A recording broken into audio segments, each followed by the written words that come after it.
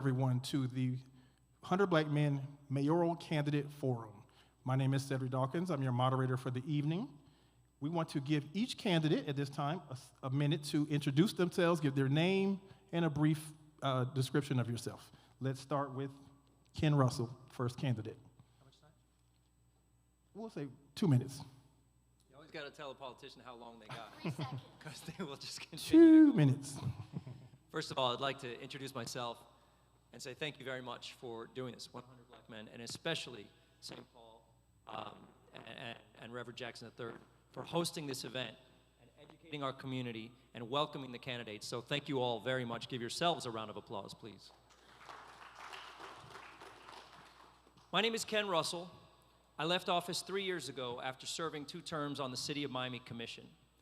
Before that, I was a resident in my neighborhood upset about a contaminated park. That contaminated park led me to the contaminated ash of the incinerator just up the street, Old Smoky, where I joined the Old Smoky Steering Committee and where I learned what my real mission was, the social justice issues within West Coconut Grove, now named Little Bahamas. As I went around and learned about the cancer cluster in that neighborhood caused by the incinerator, the ash that was spread around the parks in our community, I realized our government was letting us down.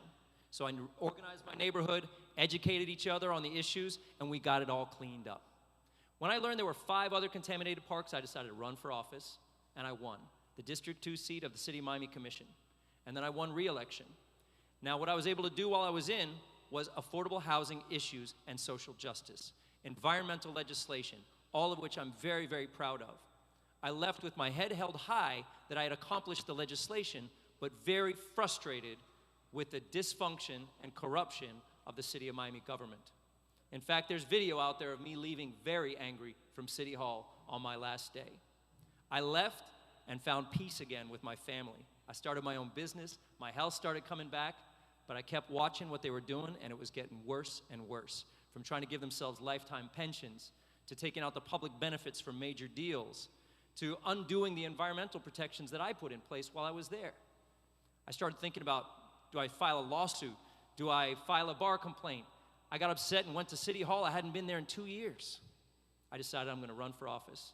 And so I'm back to be your mayor of the city of Miami and represent the residents against the corruption in City Hall, because we can't afford corruption anymore. And by that, I mean we can't implement the affordable housing policies that this city needs so bad, that we have the resources for. We have the tools and the lessons from the experts. It all can be put in place. But because of the corruption we're facing, none of those policies are coming to reality. So thank you very much for tonight. Thank you to all my fellow candidates here on the dais for being here tonight, and for all of you for spreading the word. Thank you. Thank you. Good evening. I would just like, very quickly before we start, to thank God for letting all of us come here in this venue, to thank the 100 Black men for having this. And I want to let you know, I am not a professional politician. I'm born and raised here, City of Miami Mercy Hospital. My father was a project manager for Babcock.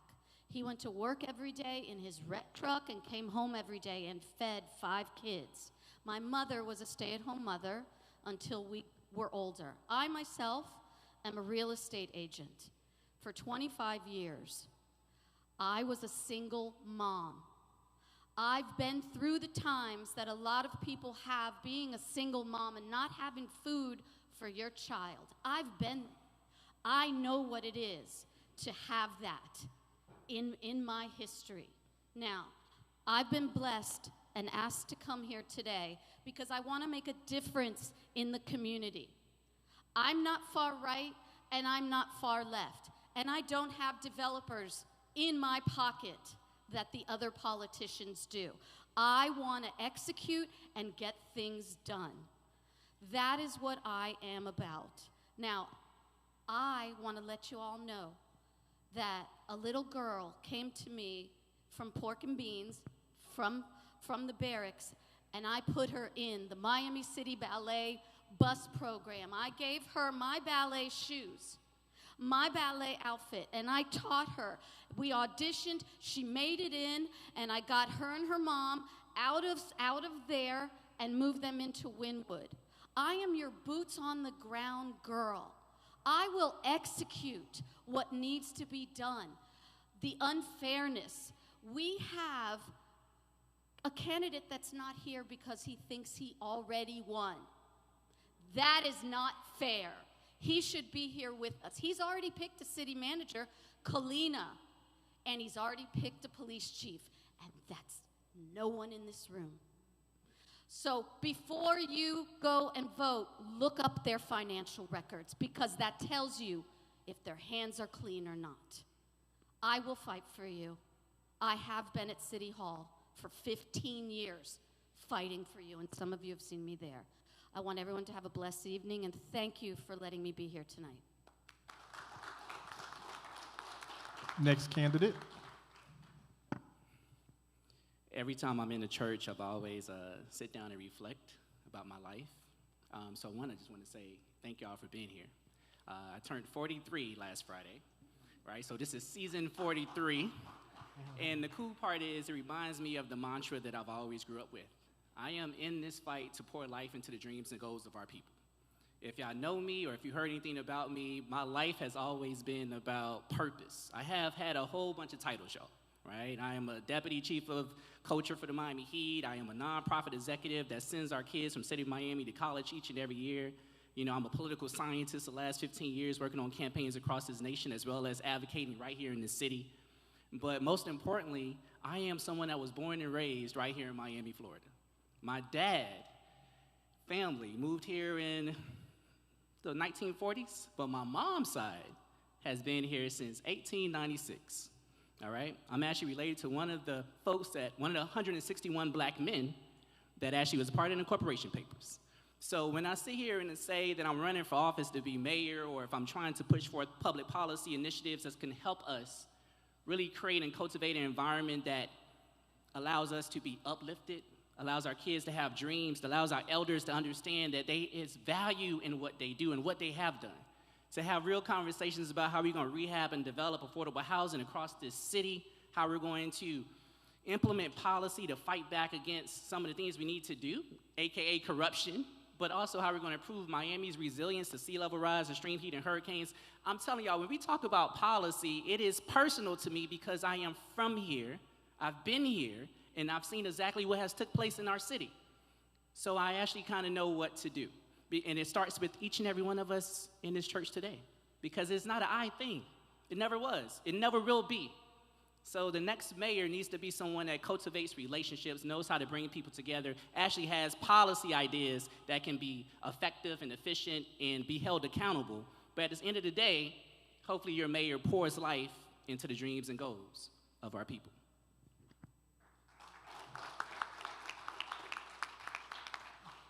Well, good evening, everyone.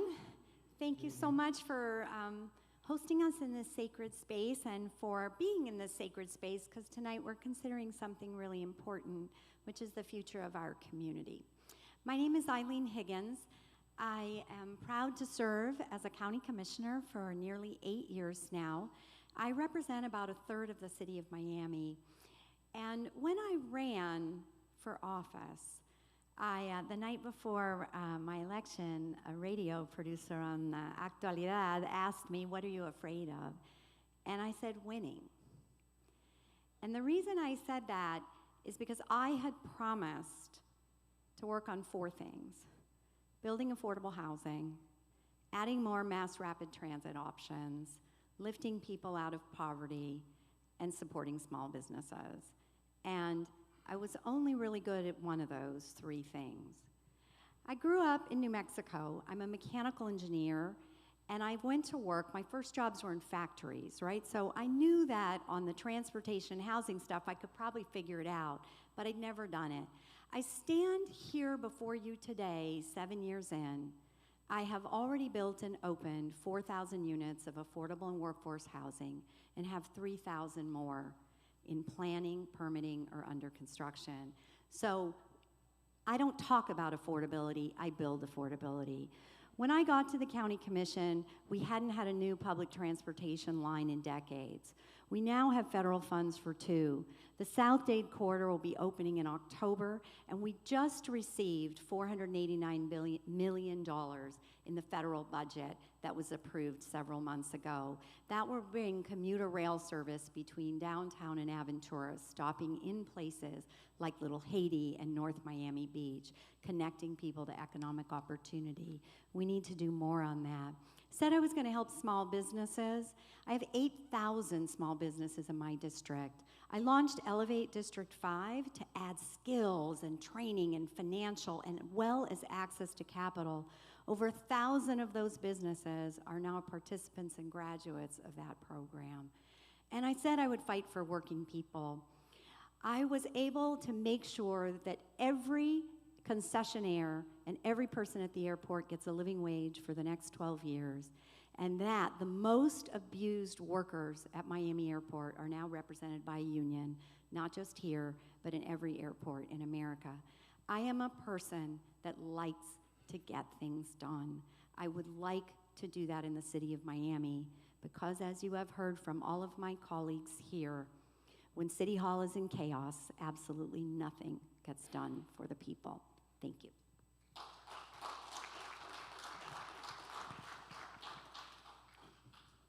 So great rising kings and queens. My name is Brother Benjamin Gray. I'm the CEO of Encouraging Dreamers, Breaking Barriers. We are a second chance youth escape program where we work with troubled youth. We prevent them from getting in trouble, and we also hire them by paying them $15 an hour. I was born and raised right here in Coconut Grove, in the oldest black community in Miami-Dade County, and I believe just coming in, changing the narrative. I know that we have all these politicians up here or want to be politicians. That's not me. I'm a public servant. I'm here for the community. I represent the people, from the community, for the community. So the goals that I have that I plan on bringing to the table is just more about economic empowerment, houses that we can afford. By houses that we can afford is by attacking the AMI, not from the county, but from the city of Miami, because there's so much rich history in the city of Miami where it's underserved communities are lived at. And I just believe that if we all work together and prioritize our community and our goals, that's where we can end up at. So I believe in just empowering the kids, because youth empowerment creates safer communities by creating jobs, vocational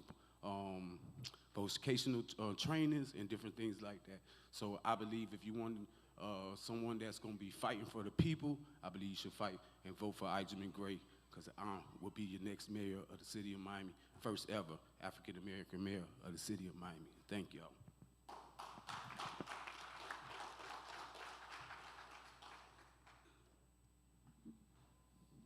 Good evening. My name is Alyssa Crocker. I'd like to start by thanking everybody for their time and for hosting this event. It means a lot for me to have the opportunity to speak to everyone today and let you know a little bit about what I stand for.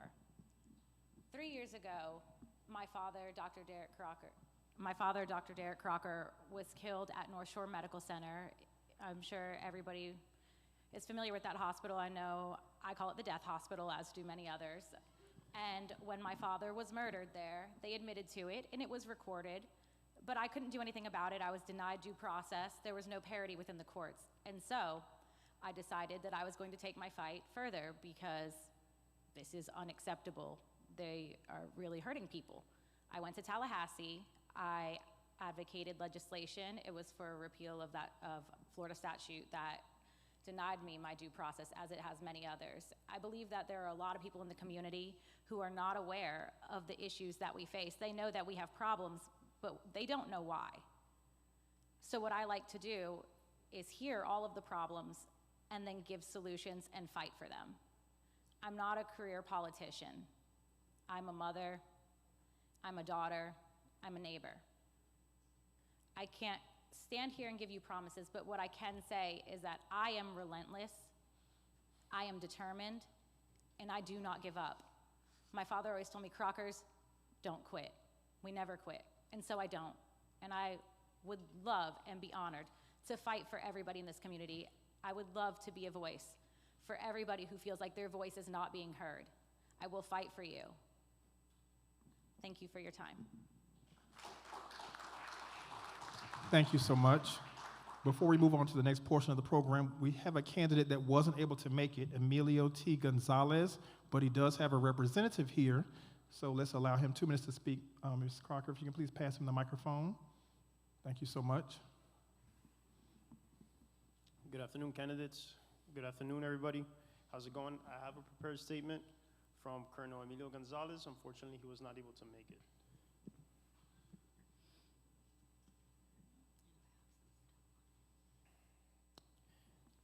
My name is Damien, and I'm proud to serve as the field director for Colonel Emilio Gonzalez's campaign for mayor of Miami.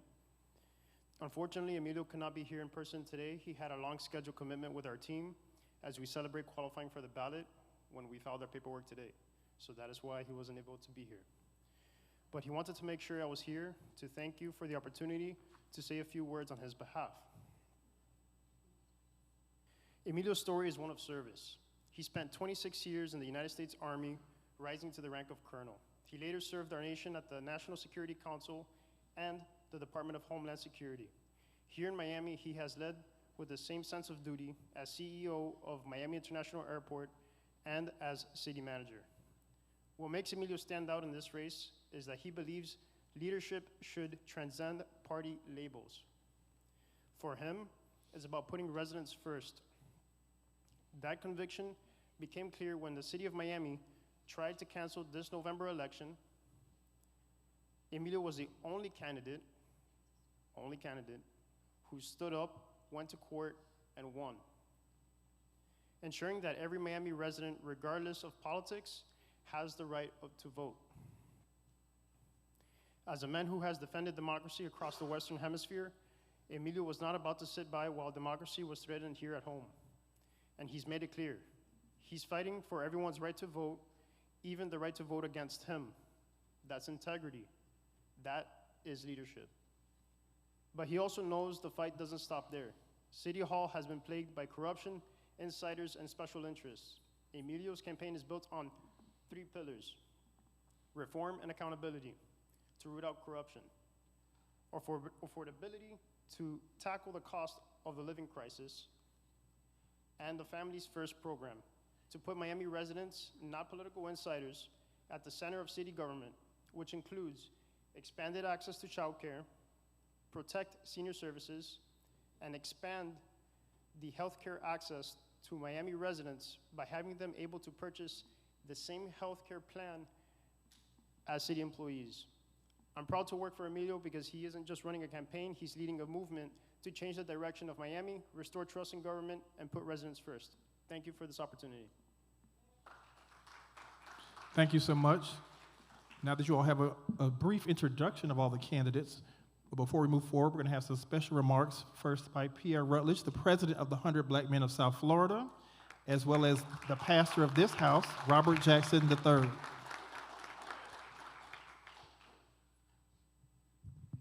Good evening, everyone. He mentioned a young man in the back who's keeping time, Anthony Barr, and everywhere I go, I have to shout him out.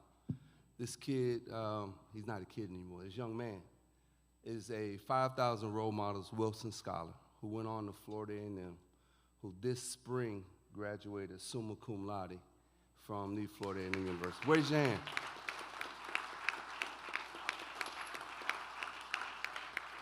And before we get started, I would like to say thank you to the pastor, Reverend Dr. Robert Jackson III, and the members of St. Paul AME for allowing us to host this event in this church. For those of you all who are watching, we are live, being streamed live on SPC Miami on all social media networks. On behalf of the 100 Black Men of South Florida, Equal Ground, Florida Rising, Faith in Florida, we welcome you to the City of Miami Candidate Forum. Tonight is about access, engagement, and empowering our community with the information we need to make informed choices.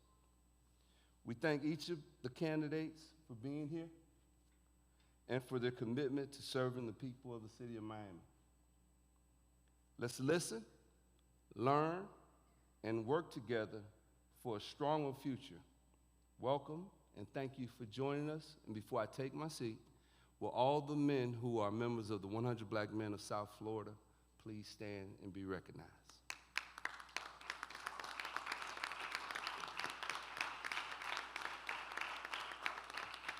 Thank you, and have a great evening.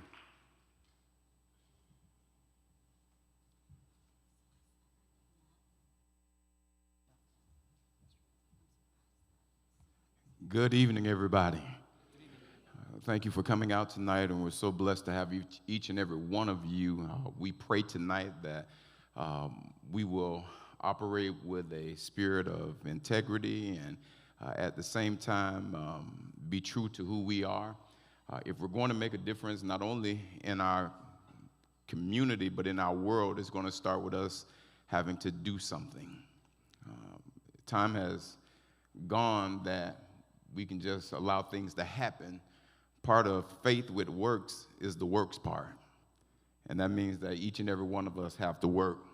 Frederick Douglass had a phenomenal quote, and I have it here. And he said, "I prayed for 20 years, but received no answer until I prayed with my legs." I hope that during this election season, we'll pray with our legs and not simply talk with our mouths, but that we'll be about making a difference in our community. Thank you so much for being here at St. Paul. Just a little housekeeping, restrooms are out the front, and women's restrooms are to my left and men's to your right if you need to use the restroom. But again, thank you so much for being here and sharing with us tonight.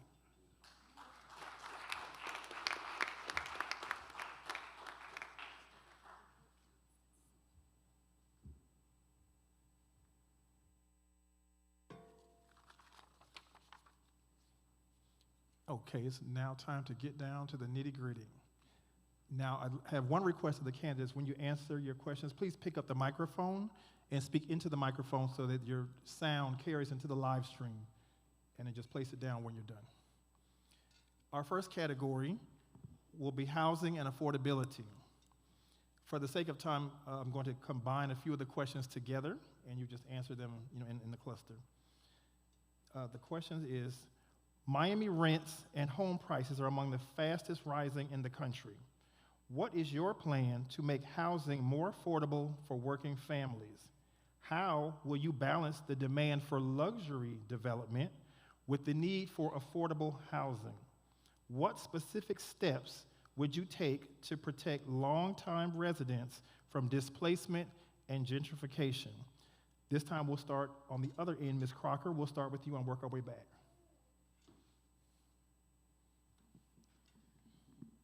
So since I've gotten into this along the way, I have a big problem just like everybody else with the affordability.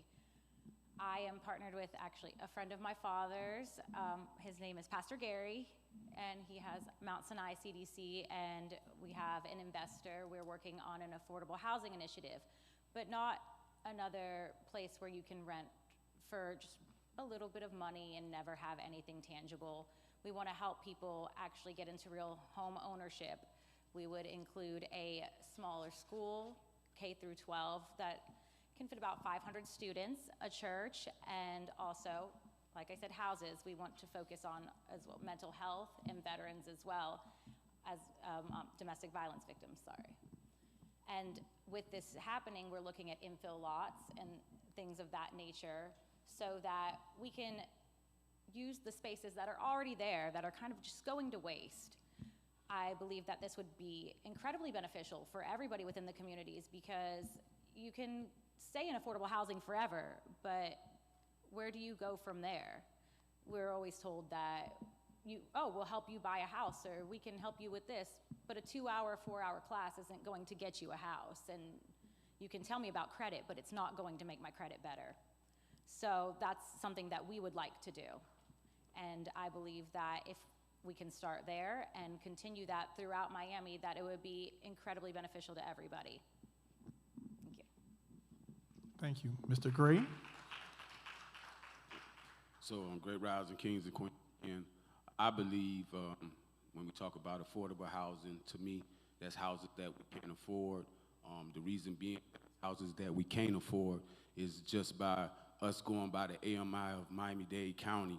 If the AMI of Miami-Dade County is $90,000, I don't believe anybody in our community makes that amount. So for me, I believe is putting a resolution together where we can attack the AMI, where we just focus on the city of Miami AMI, because it's more underserved and privileged communities in there.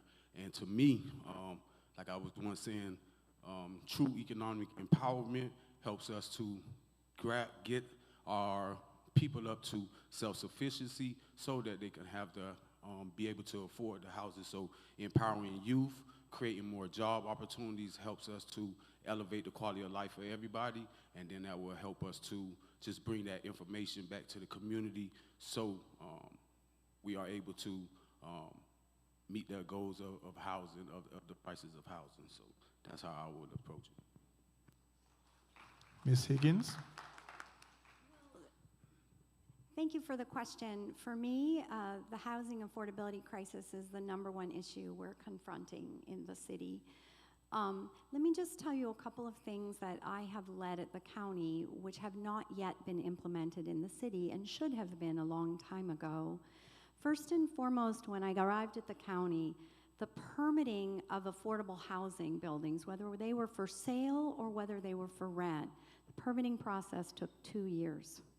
And then the construction only took 2 years. So how can the bureaucracy be the same amount of time as people actually working? I passed the legislation along with the funding to completely revolutionize the technology we use to permit. And now we're able to permit these buildings in about 3.5 months. I secret shopped the city of Miami. I put in 2 projects on the same day. One in county permitting, because we were allowed to do it. It was near a Metro Rail station. The other in the city. Ours was permitted in 107 days. The city took almost 1.5 years. That building is open. It'll be open in November. There'll be 180 people, most of them low-income seniors moving in. The other one in the city of Miami permitting is still under construction.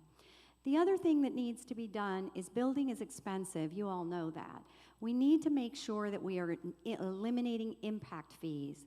Impact fees cost a lot of money, and yes, we need them to build roads and other city services, but we can't have people living in their cars. And so we've eliminated impact fees on all construction of affordable and workforce housing in the county. We've also, there's a lot of older buildings, right? You may know a landlord, they're falling apart, they're not up to code. We've created a loan program. It's a zero-interest loan program, so you can renovate those buildings. You've got to commit to keeping them affordable, and then you can borrow the money to completely renovate or perhaps put new windows, for example, if you want to be hurricane-proof.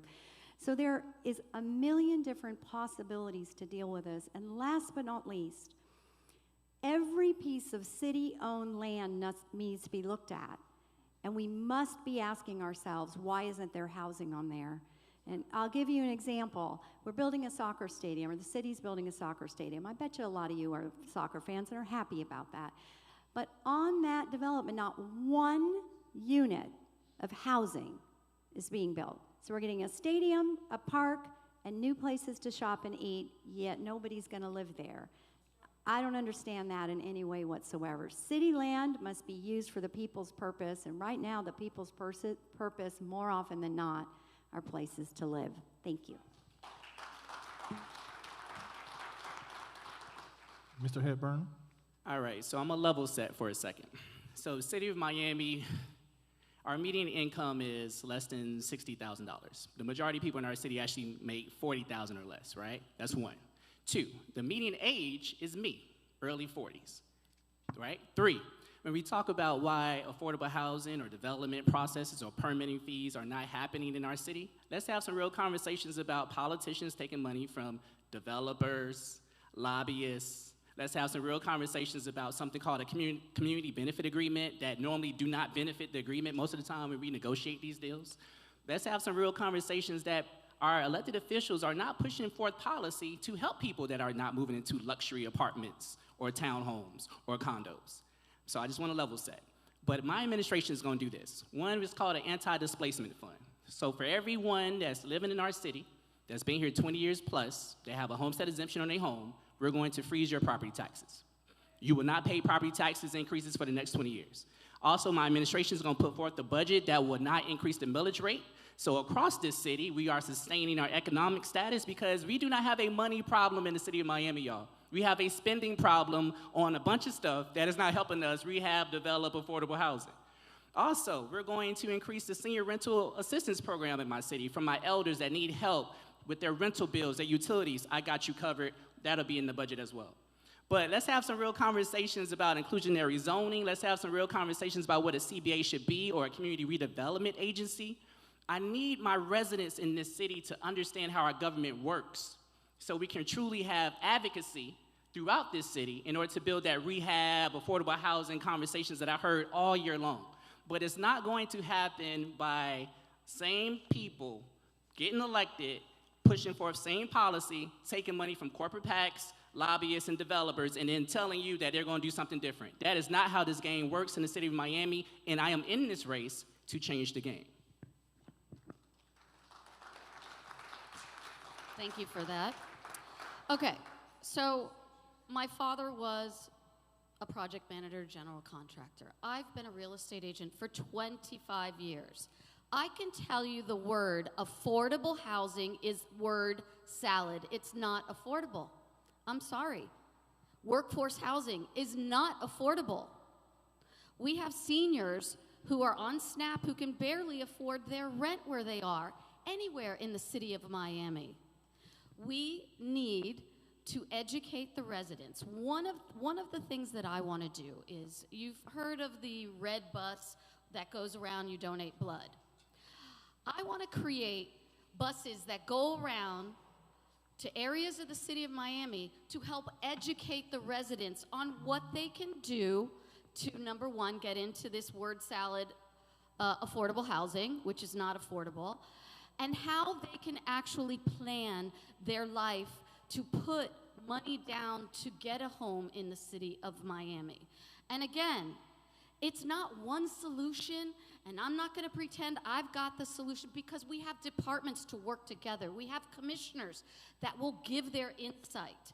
But I can tell you, we are being robbed by the developers that are getting government money to be calling their project work housing and affordable housing. They're getting money, and that money should really be going to the residents. We are giving money away to developers, and that has to stop. And it will stop with me, because I know their tricks in the book. I really sell some of their projects, and I know how much money that they make. And they're not sharing the love, and they're not spreading their love. They're just creating a word, and they're calling it workforce housing. They're calling it affordable housing. It's not affordable. They can't lie to me. So, again, I want you to look in the pockets of the politicians who are not giving enough away to the residents that need it. Their hands are greased. I want you all to Google Christian Overt, because he's greasing the hands of politicians with developers and lobbyist money. And that is gonna stop with me. Go June. June's not messing around. My last name is Savage. Mrs. Savage is not messing around. Some truth. This is our #1 crisis, and the city of Miami is currently the worst in the entire country when it comes to affordability. That factor is measured by how much we spend on our housing, our rent or mortgage, and how much we make. That gap is bigger than anywhere else in the entire United States. And it's not getting any better because the rent is too damn high and the salaries are too damn low. Now, this is a very solvable issue. Anyone who says it's not is either too lazy or too corrupt to care. But I don't care how many thousands of units you create at $2,000 a month for people to move here who don't live here now, you are not solving our affordable housing crisis. You need to create and preserve housing for those who live here now. And when I say preserve housing, that is the lowest rung on the ladder. That is the easiest fruit for us to pick, is to help people stay in the homes they have now. They are losing them every day because their tax rate goes up. And I don't care how much your mayor lies and says, we have the lowest taxes in history. He uses a special word, he says rate. I don't care about what your rate is if your assessment is twice what it was 10 years ago. They're passing a $4 billion budget in the city of Miami right now, and how much housing are they providing? Well, when I was in office in the West Grove, now Little Bahamas, we allocated funding for preservation of 100 homes so folks could apply for grants through Rebuilding Together for simple fix-ups that they couldn't afford otherwise to stay in their home, to keep their utilities down, to keep the rain out, to keep ADA access, for the elderly, for the fixed income, for veterans, for the handicapped. And we did it. It's very possible. I created a new community redevelopment agency. And if you don't know what CRAs are, you need to really tune in on this, because the areas of remaining slum and blight are owed a reparation by this government. And the CRA is that reparation. You take a community that has been neglected and you allocate for the next 30 years all of the taxes that are created in that area, and you keep them there for affordable housing. I created a $500 million fund, $500 million for the West Grove, and got it all the way to the finish line only to see it killed by the county commission. I know the solutions we need, and I'm ready to provide them. We just need to get the corruption out of the way and solve the problems. Thank you. While we're still on the subject of housing, let's go backwards a little bit and let's talk about, how do you plan to address homelessness in the city of Miami? Let's start in the middle with Mr. Hepburn. Couple of things. Let's see. So the last 7 years, I believe I've been a big civic advocate for trying to provide housing for our residents that what I call unhoused, right? So not homeless. But at the same time, the sad part is this: a lot of folks are not aware of the situation of how we fund our shelters and how we place folks in beds. People do not know we have programs on the street related to our Miami Police Department and even with our county partners, so we can identify residents that need help and how we kind of like facilitate that process. Most folks don't even understand the concept of, we actually been pushing forth an initiative in the city for years now called Functional Zero. But our mayor, he does a great job traveling across this country, in this nation, advocating on other stuff, but not literally telling people and educating folks about initiatives and funding sources that we have right now in our city that we can utilize. So I say all that to say this: the mayor office is not a strong office to have. Actually, Ken Russell had more power when he was a city commissioner compared to what you have as the mayor. But if we utilize this platform well, if you allocate resources to your advocacy well, if I educate my residents about how they can be empowered to help me push forth policy that's going to help people in this city well, then the mayor office can be a true platform of inspiration and actually do things. But to be honest, we don't have a vote. I can push forth the budget, but I have to advocate and lobby the other commissioners to get my stuff passed. So one of the biggest initiatives I am going to push forward is something called a ballot initiative, y'all. Most of the policy that you see come from my administration is going to come from you. I'm going to use my 21 full-time staff, and we're going to be knocking on doors and walking blocks and literally having you help us write policy and push it straight to the ballot, because I am not wasting time with not one city commissioner trying to see if they're going to give me 3 votes or not. I'm going to go to the people. I'm going to present the plan. We're going to identify the funding sources in the budget. I am going to then write up the ballot initiative with my staff. We're going to come back to you, co-sign on it, push it straight to the ballot, and you're going to pass the policy initiatives that we're going to push forward in order to change the future of my city and to lower the cost of living for working class people, but also provide housing to the ones that are unhoused. So it's a different strategy. I want y'all to start understanding we got to shift how this politics thing is working in Miami, because it is not working for working class people in my city. Ms. Crocker.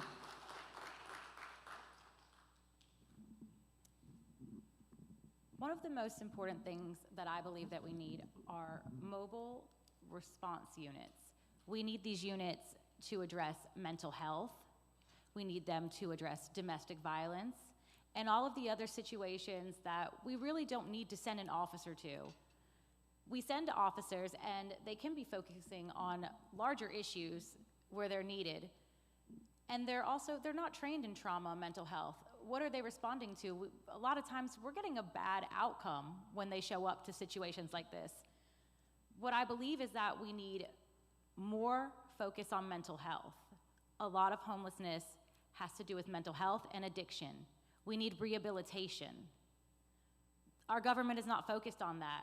We want to throw a million problems at everybody. What is the issue? What is the issue? And they can tell us a million issues, but it's never that we just need to focus on the real problem, which is mental health and addiction and getting stuck in cycles that people cannot get out of without assistance.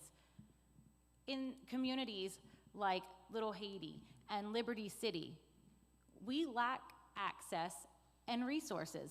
We don't have equal access and opportunity, and that's a fact.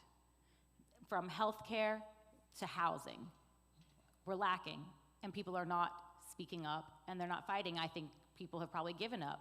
Mobile response units would be a wonderful solution for that, because you don't have to be scared to call for help. You don't have to be scared of the outcome. You don't have to worry if you're in a domestic violence situation, if you're gonna end up on the streets, or if DCF is gonna come and show up and take your children. You have people who are trained, volunteers, people who care. And I think that getting that and having people go into rehabilitation and going to mental health counseling would make a massive difference for everybody. Thank you. Thank you so much. We will now hear from Mr. Russell. Thank you. I believe you'll hear from everyone on this platform tonight that we need compassion for the homeless, that they are people first and homeless second. And what you hear too much at the state and federal level is an us versus them mentality about the homeless.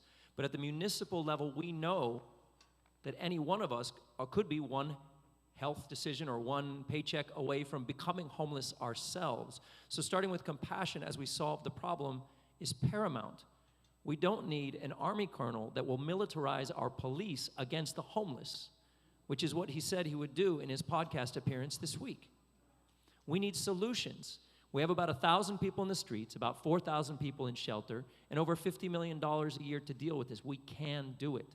The missing link is the extremely low-income housing that they graduate to from homelessness. And when they get out of shelter, when they've been given the training, the job experience, the clothing necessary to get back on that ladder, they need that housing that they can enter. And that's the real missing piece we're missing at the lowest level of the AMI. And that's very important to work together with the shelters and the entire spectrum of homelessness and housing to get that going back again so they don't slip back into homelessness out of the shelter. Ms. Higgins. I'm just going to add to what Ken Russell said, because he is correct. This next step, right? Step one is we've got to be compassionate, get folks what they need, right? Often for them, homelessness is a symptom of whether it's a mental health issue or an addiction issue. And we do have quite a few resources for that, and quite frankly, the city pays for that and contributes in a very large way. But other municipalities don't help with this. And so one of the things I've been very intentional about is making sure the city of Miami Beach, which ships its homeless people to the city of Miami every single day to our jail unnecessarily and cruelly, that they now have to contribute to pay into the homeless trust, since the city of Miami is caring for their residents. The other thing, and this goes back to what Commissioner Russell was saying, we need permanent housing for them. And we had the opportunity through the Homeless Trust to purchase an old La Quinta Inn in Cutler Bay and completely renovate it so they'd be little studio efficiency apartments. And the residents from that part of more affluent county came to County Hall up in arms, refused to do it, and I was able to drive that across the finish line, because if we don't have places when they get out of shelter as they are embarking upon their new and better life, they do need a safe place to live, and they need it to have some structure around it. So we have 2 of those opening. And then last but not least is the Judge Leifman Center, which I believe has finally gotten its certificate of occupancy, which will have about 100 beds to begin with, and beds is probably the wrong way of saying it. It's going to be a different kind of place. It's unique in the nation that will have wraparound services. So everything, there are folks that don't like to be in shelter, but this will be different. They'll have doctors on staff, psychiatrists on staff, even things, simple things we may not think about, a podiatrist, right? So many of these folks are walking without shoes. And to really provide a loving and safe, completely 360-degree supportive place where after that, as Ken was saying, we can make sure that they are moving into these smaller units that we're slowly but surely, with the help of the Homeless Trust, being able to buy. Thank you. Thank you. Next, we'll have Mr. Gray, and we'll finalize that question with Ms. Savage. So great rising again. This here question it rests very dear with me because in 2017, I lost everything that I had, and I had from Hurricane Irma, and I was displaced, and me and my son actually had to check ourselves into Chapman Partnership, and that's where my whole journey started at, by just, you know, I guess going through the process of just trying to get housing, trying to get help. Being a man, it was very hard to get help, get that housing and get, but through God's grace, so me, by what I think that is needed with the homeless is more of a hands-on approach. I know that you go to the homeless shelter, you are able to leave every day. You're able to go home, come back at 7 o'clock. So at 7 o'clock, you can do whatever you want. I believe more of a hands-on approach where we invest in the homeless people for like 6 months, where they're not able to leave, where they're able to get that workforce training, uplift themselves, encourage them, get that self-worth back, and then we're able to prepare them and help them get a job, not just hoping that they get a job, but prepare them with a job, knowing that they have been successful and they're ready to move on to that next phase, which is housing.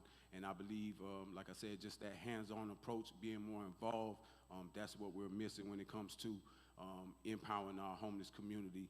Me going through the home, like I said, myself, is just being a authentic person that went through there. I was able to use the resources that they have by going back to college. I was able to start my own business. Now I hire troubled kids. I pay them $15 an hour. So there are ways that you can empower each other through the homeless shelter. But just like I said, just more of a hands-on approach, and that will help us get to where they need to go. Thank you.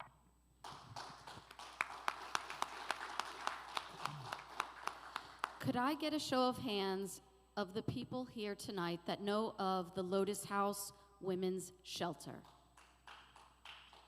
I have volunteered with that angel, Constance Collins. I have purchased at her store. I have given my clothes. And the reason I am bringing up the Lotus House Women's Shelter and their store is because that is a program that works. You do not have to reinvent the wheel. You have to bring sunlight to what's going on in the city of Miami and not pretend that everything is roses, because that's what our politicians are doing. They're fighting behind the scenes of where to shuffle the homeless when there is a solution that has been had by the Lotus House. And there's a men's house there now too. So they have 2 years there to get education on business, to get clothing, to get an apartment, and to feel confident enough to move on. It works. Now, that's not the only solution. I went to go visit Camilla's house, and the city of Miami would not pay them $68 for their beds. But Francis Suarez, our pretty little mayor, gave it to his best friend who wanted to start a new homeless shelter program. Now, at the bottom of Camilla's house, I came up with the idea, and they have land that needs to be developed, but the city won't let them because it's too close to the expressway. We need to give them these contracts and let them build more and not cut them off because it's a friends of a friend of a friend that wants to start the same program to put money in their pockets. I will bring sunlight to City Hall. As a mayor, you can speak out. They might not like what you're going to hear, but when you bring the sunlight out, those residents will stand up. Now, Camilla's house has retail space on the bottom. The American Builders Association will come in and they will train men to be electricians, to be roofers, to be licensed handymen. We don't have enough. How do I know that? Because I'm in the real estate business. We don't have enough roofers. We don't have enough electricians, plumbers, licensed handyman, someone to just fix the damn sink, okay? You're going to get the truth from me, and I'm going to bring sunlight to City Hall. Thank you. We thank you all for these great responses. However, in the essence of time, we want to make sure that if the timekeeper gives you a signal, please, respect him and work towards ending your comment. But thank you for all of your answers, I'm sorry. Next, we move on to a subject that can be tough at times. Sometimes it's in the spotlight for the wrong reason, but it's very important, and sometimes this subject affects, certain communities more so than other communities. We're going to talk about public safety and policing. These two questions, I will combine them and you can answer accordingly. How would you improve public safety while also building trust between police and communities in need? Part two, how would you ensure accountability and transparency within the police department? We'll start with Ms. Higgins. Thank you. I think it is a well-known fact that some people are over-policed and others under-policed, and we know where that happens, and it's mostly in black neighborhoods. Having a trained police department that is trained in de-escalating and not targeting is absolutely crucial and absolutely paramount. People need to be safe, but they do not want to live in a police state, and so the police department must operate that way. My experience with the county police department before it became a sheriff, long before I got elected to the county commission, I was a spokesperson for Moms Demand Action against gun violence. And through that, and also through my work, some of you I'm sure are members of PACT through your churches, or we advocated for a gun violence protection program that was community-led, where we had folks in the community working on this to really do this from a non-police perspective. And I think this goes back to what Ms. Crocker said before. Sometimes you need specialized training, whether it is in mental health interventions, but also in de-escalation in neighborhoods. The other thing that has to be done is you have to look at systemic things that are leading to arrests. And driver's license, believe it or not, in this county was one of those. When I got elected, Audrey Edmondson asked me to look into what was holding people back. And one of the things I discovered was we had 600,000 people with a suspended license. 93% of those people had had their licenses taken away, not for bad driving, but because they were poor and they couldn't pay their fines and fees. And it took me 6 years. We started a task force. We've implemented that task force. But already we've returned 200,000 suspended licenses to people, because what was happening is somebody would drive with a suspended license, because we don't have the best public transportation system. We can all agree on that. They gotta drive to get to work, or they can't feed their family. They'd have a taillight out and they end up being arrested. And so this has been a major cornerstone, is to get folks their licenses back. I've also been able to work with the Dade Chiefs Association that now driving unknowingly with a suspended license is a civil citation. It's no longer a crime. So we need to make sure that civil citations, which are not used in the city of Miami, many other police departments have accepted them, and I have been arguing for this, and I have passed legislation in the county to expand civil citations since the day I got there. We are criminalizing people and giving them a record unnecessarily. That can be changed. I changed it at the county. Mr. Russell. Thank you. I'd like to correct the record that the city of Miami does have a civil citation program, because I created it. And we modeled it on the county's version of it. And the idea was to take small offenses that would normally be arrestable and give you a ticket instead.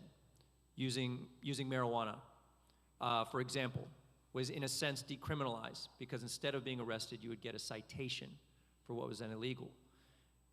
The problem is if you have a police chief who doesn't implement it as a policy, then it doesn't exist. It exists in legislation, the forms exist, the booklets exist, the civil citations can be given out, but it's the mayor that chooses the manager who hires the police chief. And so it starts at the top that sort of philosophy of empowering our residents and giving them the strength to, and decriminalizing small infractions like that, that's one issue. But please, before I run out of time, I want to talk about two other ways that I have worked very hard on social justice issues around criminalization in the city of Miami. We were under a consent decree, a federal consent decree by the DOJ for murdering too many people, unarmed black people in the city of Miami as a police force. And there was an oversight body that was meant to get us out from under that. I was the one who mandated that we create a citizens board, a citizen advisory board made up of residents and mostly African American to oversee that entire process. So they could not get out from under that consent decree until they had absolutely reformed our department to the satisfaction of this board. It happened, and that board was sunsetted because they were successful. We can do these things, and we must do these things. It's our responsibility to make sure that our police work for our residents and not against them. And that's why I'm absolutely against the 287G agreement that was signed by our city of Miami, wasting our local tax dollars, turning our police officers into federal immigration enforcement, now profiling any resident they want to just because of the way they look or speak. We need to get out from under that, and that's day one as mayor of the city of Miami. Thank you. We'll now have the answer by Mr. Hepburn. They weren't needed. They're sunsetted. Mr. Hepburn, please. Yep, it was just for that purpose. All right, I'm gonna try to give y'all something that you haven't heard that may help. So, a couple things. One of the reasons I'm running to be the mayor is because I'm a chief executive by nature. A lot of my positions have been, how do I create compelling reasons for other people to change? And you probably hear me say we a lot, because this office is not about I. It's not a whole lot of stuff you're gonna do by yourself. But if you can cultivate good inspiration, good policy, fortify it through law, have advocacy from my residents, go out, use this platform to put attention to the issues that we're talking about, then we can actually get some stuff done. So, for instance, I'm a graduate of Miami Police Department Citizens Academy, so I definitely understand the inner workings of our police. One of the first things I would do as mayor is I'm firing the city manager, like Ken Russell said, and I'm going to appoint a new one that identifies with my philosophy of how we're going to reimagine public safety and enhance our neighborhoods in this city. But then also I'm going to come through the people so we can beef up our Inspector General office that was just newly created so I can actually have some avenue of power that way. Two, we're going to continue to de-escalate how our police are trained in the sense to make sure that they are interacting with my residents in this city well. But let's be real. We still do not have 1/3 of our police force women. That's something I'm getting ready to push forth for recruitment. We still do not have 100% compliance with body cameras, and I've been complaining about that and advocating about that, sat on the oversight board that Ken Russell talked about, and that still is an issue in our city. We still have issues when it comes down to our police department doing something called Charlie 13, as in, can they get their butt out their car, right, when I call on the radio, to actually come and interact through community policing with my residents. So I can sit here and go down a list, y'all, of policy that we can push forth from the mayor office and our city commission. But at the end of the day, it's accountability. And one of the reasons why our city is in the situation that it is now is because they don't believe y'all gonna show up. They don't believe you're gonna hold them accountable once you vote for them. They don't believe that you actually even understand what the laws are or even care. As the mayor of this city, my city will be empowered to understand what the laws are, how to utilize them, and how to push forward a new day, because the mayor office will drive that each and every day, including with the police and my new police chief and my new city manager. Thank you. Ms. Savage, your response? Well, this is a very exciting subject, of course. So, first of all, our city manager is leaving when Francis leaves. He's going to work at the stadium. Everybody knows that, okay? We know that Emilio Gonzalez is going to hire his BFF, Colina, who used to be the police chief. The boys' club is still there. You won't get a boys club with me. I get a lot of complaints from police officers. I talk to everyone. I've already done the drive around with the officers here in this neighborhood, and I also have ridden my bicycle all the way up to the Dolphin Stadium. I understand that there is profiling going on. I understand that. But it's a group like you all, the 100 black men, that go to City Hall and put the pressure on City Hall. That's one way. And then we need to have more of you, because we are losing God in our lives, our fathers in the lives. They need to be in the lives of the children. I was a single mom. I know what it is to not have the father there and the importance and the structure of it. We have to start at the bottom of the tree to make it shine to the top. We need more participation from the 100 black men. I know I've seen a lot of you at City Hall, and you've seen me there too. Again, when was the last time our mayor came here with the police chief and spoke to you all in the neighborhood here? He doesn't. Why? Because it doesn't matter. Same reason why the other candidates are not here. It doesn't matter. Okay? You need to put pressure on City Hall. I actually brought the police chief from Chicago here, and I was looking at him to be our police chief. He even met Donaldson at a meeting. Very good person, but we've never had an African-American chief, have we? When? When? How long ago? Very long time.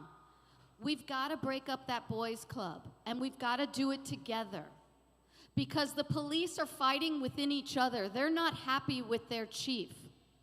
And that same boys club, Colina, came from there. And the chief that the other guy wants to hire, who's also friends with our current chief, we need to break that boys club up, because they're controlling the department. And it's upsetting a lot of officers. We have over 150 officers that have turned in their paperwork early. That's why they want to hire 300, because we can't get people.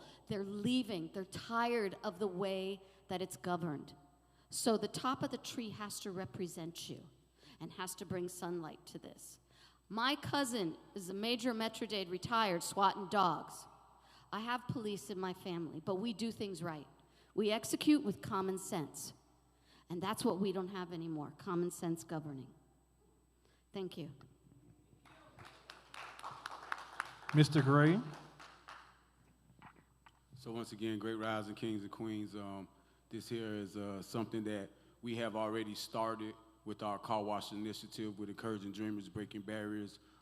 Shout out to the city of Opa-locka mayor that's here right now that gave us the opportunity to change that narrative. And the way that we come up with changing the narrative is by being able to wash their cars. We once said that you once put us in back of your cars, now we're getting a chance to detail your cars. I believe us being able to detail their cars give us 5 to at least 10 to 15 minutes of their time where we get to dialogue and see each other as human beings and not as suspects or polices, because all the time we see polices in our community, it was when something is going on. So I just believe this is just a way to help change that narrative where we're not just talking about doing something, but we're actually engaging with each other. So with that car wash initiative, it has been a great thing in the city of Miami and in Opa-locka.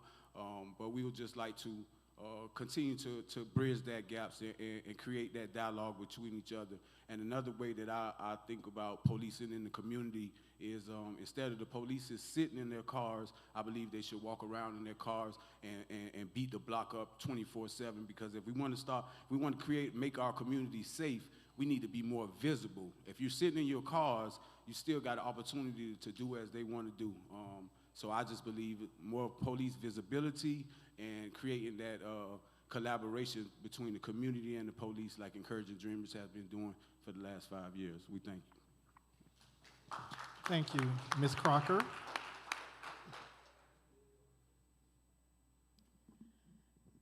Broken systems, failed systems, they cause devastation and they cost lives. I don't just say this as someone who watches the news or sees it happen to other people. this happened to my father. And when my father went to prison for 10 years for a non-violent minor crime, the judge that sentenced him to 10 years, he was fired after that for over-sentencing of black men and for accepting bribes. But while he walked free, my father remained in prison. No appeal approved. My father also died 9 months later after he got out.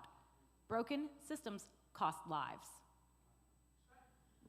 What I want to do is stop the problem before it starts. As I mentioned earlier, these non-crisis response units, training. We need people who understand mental health and addiction. We need the rehabilitation, but with the officers, we also need to have somebody who is going to be held accountable and people who will hold them accountable. We need the community involvement. We need people who are going to be able to speak with the mayor. And the mayor is going to make sure that things get handled accordingly. Because honestly, who is going to speak up when they have to fear retaliation? What do you do at that point? You have to have community involvement. You have to have non-crisis response units. You have to have somebody who understands, who has lived experience, who knows what the problem is and has made it through. Thank you. We're going to take a break from the scripted questions, and I'm going to ask our timekeeper, Anthony, to come up. We ask you all to write questions down on your index cards, and we're going to pull 2 or 3 at random.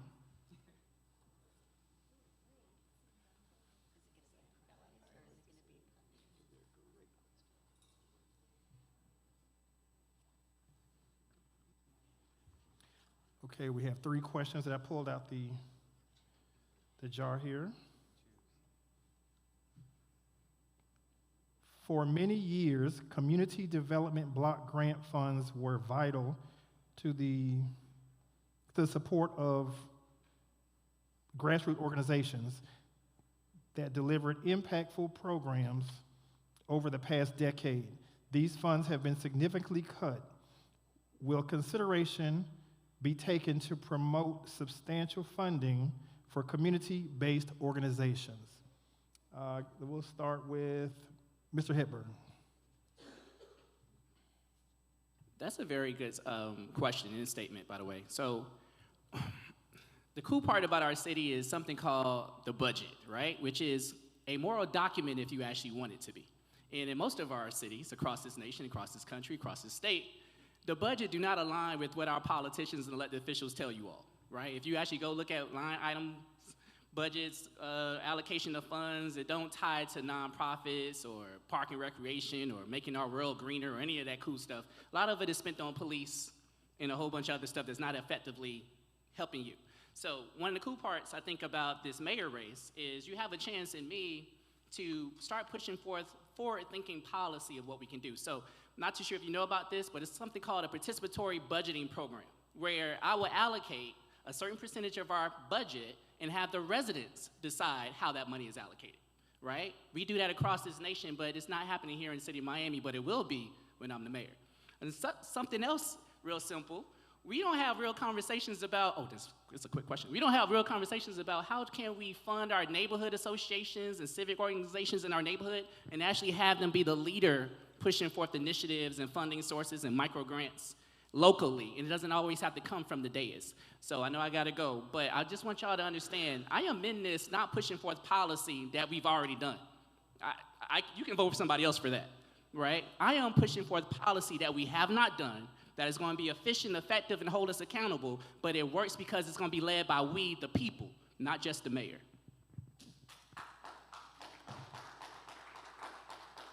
Mr. Russell? Thank you. The short answer is yes, CDBG grants are incredibly important. Neighborhood organizations and not-for-profits count on them, but it's part of a bigger problem of the budgeting issue, like Mr. Hepburn said. And you see what the county just went through, where the $400 million deficit, and the first things to get cut were cultural institutions and some of our most crucial needs. Now, they've worked very hard to fill that budget hole, but I was very proud at the city to manage a balanced budget every single year I was in office. And I really appreciated the chance to give out those grants. Now, I'm gonna steal a little time to finish the answer on the previous question because it was so important, and I heard from the audience whether the Community Relations Board was still in effect, and it is not. It was sunsetted. It was purposefully, and the only reason I got the votes to create it was that it would sunset when its job was done. But you know what? You're right. The job is not done, and I would like to bring back the Community Relations Board. And one thing that I did, very important, during the George Floyd riots, I was a city commissioner, and I never uttered the words, defund the police. What I did utter was, I'm creating an ordinance to fund the oversight of police. And so I latched the funding of the Citizen Investigative Panel to the police budget. So as the police budget went up, so did their oversight. Mr. Gray. So I believe the community block grant is very essential to our grassroots organization, someone just like myself that gets out here in the trenches every day and that fights to elevate the quality of life for each and every one of our constituents. So if I was selected as mayor, I definitely will be fighting to keep that CBG around and not get it cut, and probably elevate it some, because I know it's not enough money to go around to all the CBG, to all the COB organizations that's out there, and you know, they give out bits and pieces to it, but thank you to the city for allowing that to happen. But like I said, I will believe that just elevating the CBG funding and not taking it away will help our grassroots organizations.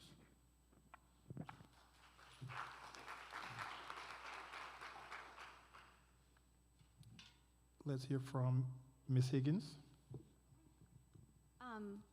CDBG are crucial funding sources, and they come from the federal government. And I don't know how you all feel, but these days I don't really feel like we have much of a federal government.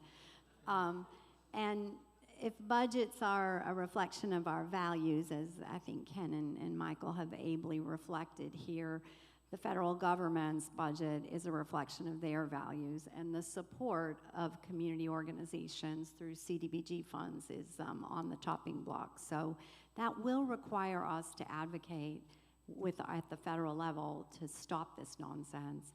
But back here, closer to home, we do need a local government that activates community-based organizations, because they provide vital services, but they do it in a unique way, because they're in your neighborhood, right? And they understand the nuances of different types of people and different types of places. And the city could do and should do a better job at prioritizing the services that our community provides in a much more efficient and cost-effective manner than what they would do through a big old city bureaucracy. Thank you. Ms. Crocker. I think the solution is really simple. The solution is transparency. I think that we need an online dashboard where residents can go on at any time and see, where do the dollars go? Where is this money at? Why do we have this anticipated deficit of over $400 million in the county? It's absurd. There's a lot of things that need to be done, but we all know that the corruption is the true problem in Miami. A lack of transparency, no accountability. You can hold people accountable when people know where the money's going. You can't just give money to your friends, to a shell corporation. No umbrella company is going to get away with something when you go on there and you see, oh, we spent $63.5 million on this. It will list the vendors, the contracts, and what it was specifically for. The solution, as I said, is completely simple. Transparency. Ms. Savage.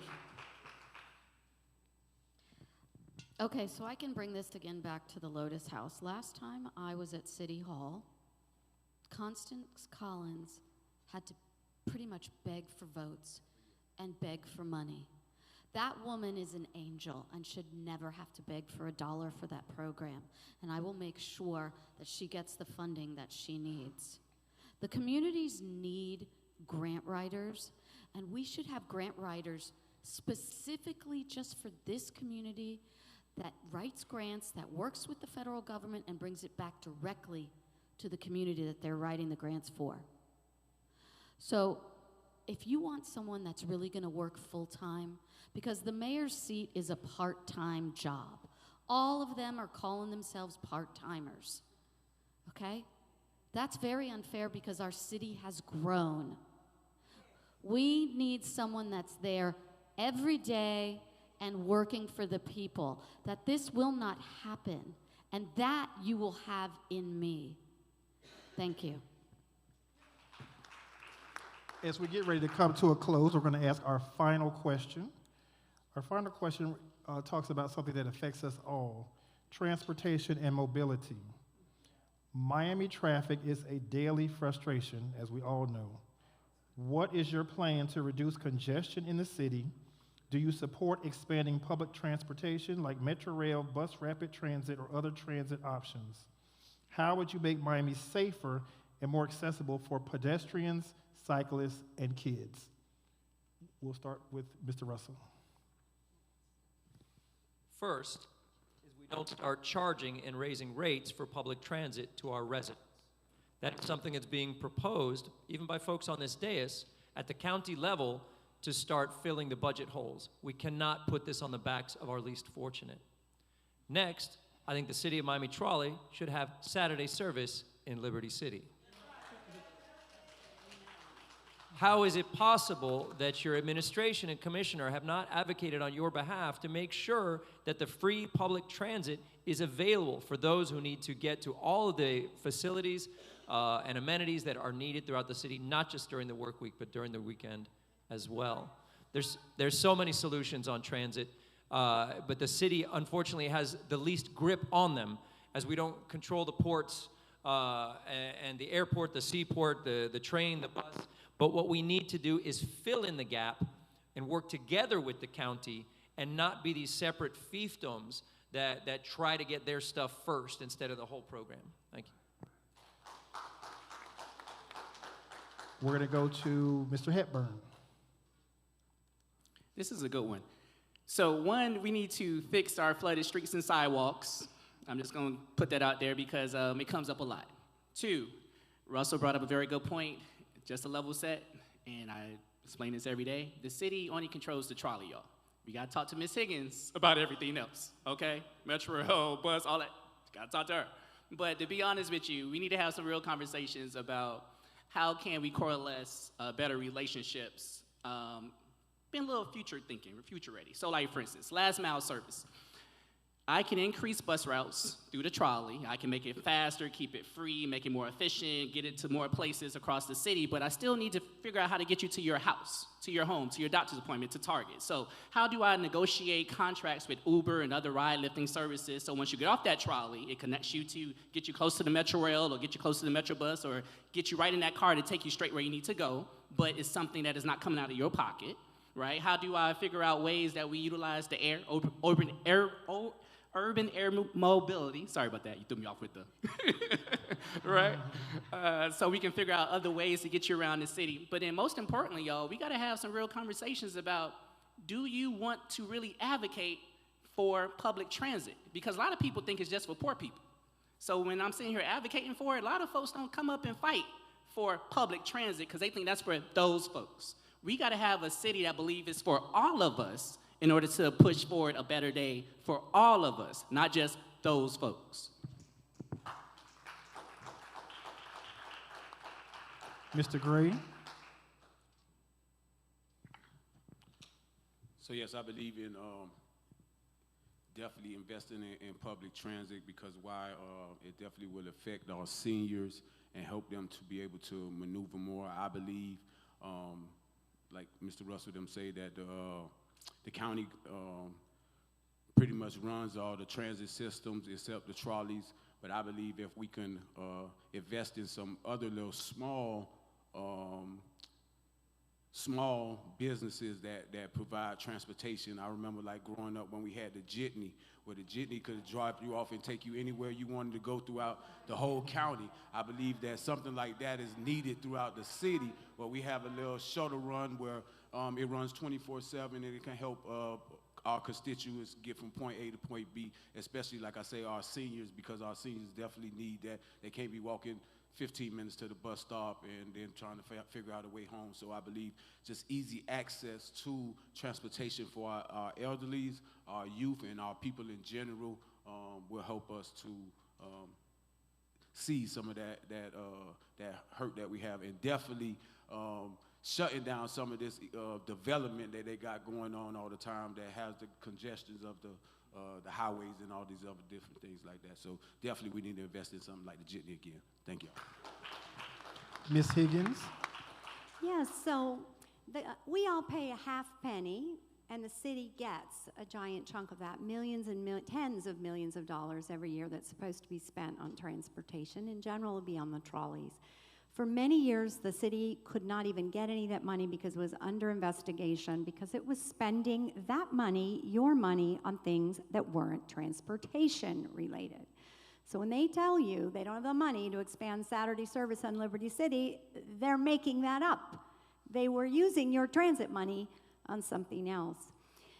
The county definitely gets to run the transit system, but there's an organizing body called the Transportation Planning Organization. So when these folks say the city doesn't have a role, that is not the case. The city has a voting member on that. That voting member is the mayor. You know how many times I've seen him in 8 years? Twice. Once when he ran to be chair, and we did not vote for him, and so he never came back. So, folks, I, alone with my colleague, Commissioner Gilbert, we have to work on expanding Metro Rail up 27th Avenue all the way up into Hard Rock Stadium. I do that alone. The City of Miami Commission never took a vote supporting about that. Mayor never showed up to work on that.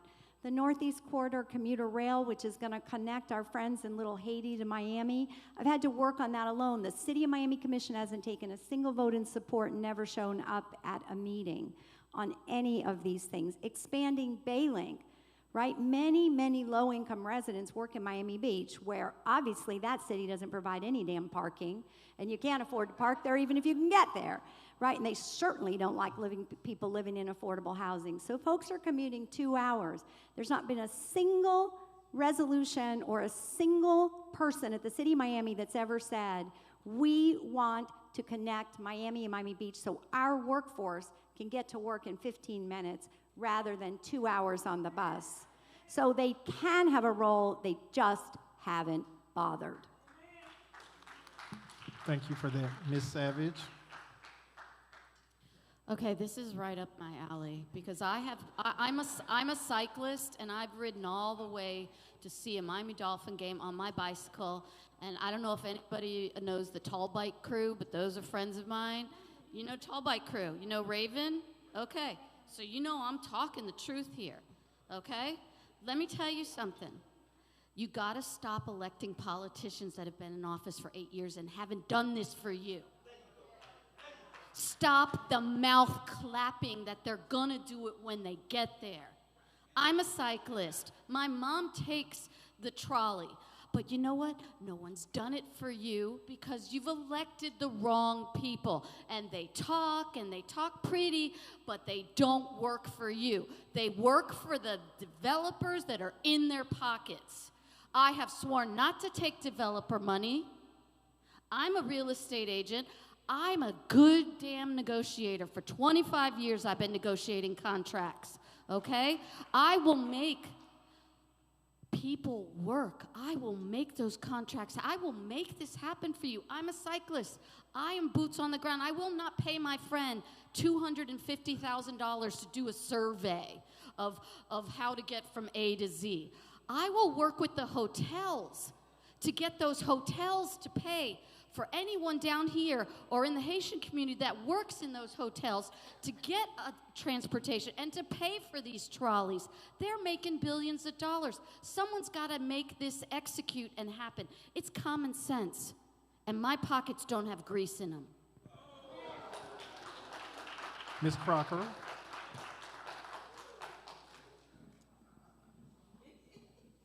As Mr. Hepburn was saying earlier, people have to want to advocate for transportation, but it's kind of an ick for some people. like he was saying, it seems like it's beneath others, and they just don't really particularly care. Unfortunately, it's not just underserved communities, low-income people who struggle with this. You have disabled and elderly. I had a fellowship in college, and one thing that I focused on was assisting disabled special needs community in getting to the polls, because there's so much that affects them in our legislation, and they need a voice, but they just didn't have a way to get there, whether it's a medication schedule or a feeding tube. So we have to really make sure that people understand that it's not just poor people, it affects all of us. We're all going to get old one day. We all know somebody who is disabled. My son he has a very rare genetic disorder. He is approximately 30 pounds. He's going to be 11 in February and wears a 4T. He'll never be able to drive. Transportation is a must for him. We can get e-bikes. I've seen it in a lot of cities, little scooters. And if you live in a low-income neighborhood, you can go to City Hall, take your license, show them, and get a card. Download an app, tap it, and you don't have to pay for this transportation. Thank you. Thank you so much. We thank you all for all the great answers tonight. Thank you all for all your inclusion from the audience. We'd like to end with something fun, and please stick to the time. I want each candidate to just give 3 words that the people can remember you by. We'll start with you, Mr. Russell. 3 words only.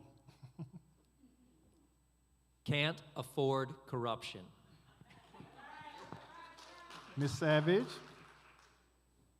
In God we trust. That was 4, but thank you. I said that was 4. Mr. Hepburn. You want me to do it again? No, you're good. 3 words. Fierce urgency of now. Now. I just say fierce. Okay. Yeah, that's my 3. Ms. Higgins. Get things done. Mr. Gray. For the people. And finally, last but not least, Ms. Crocker. For every voice.